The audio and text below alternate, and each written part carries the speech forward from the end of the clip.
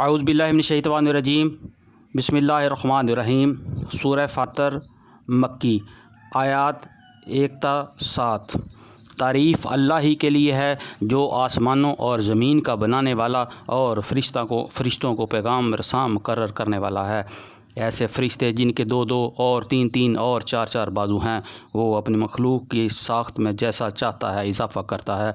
یقیناً اللہ ہر چیز پر قادر ہے۔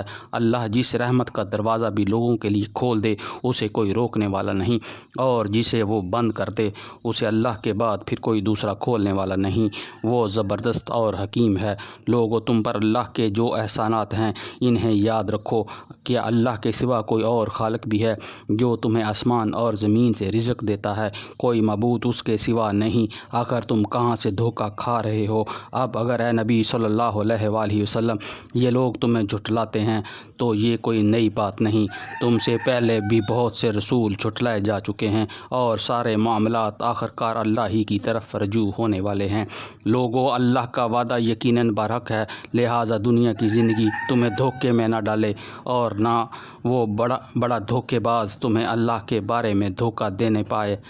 در حقیقت شیطان تمہارا دشمن ہے، اس لیے تم بھی اسے اپنا دشمن ہی سمجھو۔ وہ تو اپنے پیروں کو اپنی راہ پر اس لیے بلا رہا ہے کہ وہ دوزخیوں میں شامل ہو جائیں۔ جو لوگ کفر کریں گے ان کے لیے سخت عذاب ہے، اور جو ایمان لائیں گے اور نیک عمل کریں گے ان کے لیے مغفرت اور بڑا اجر ہے۔ صدق اللہ العظیم۔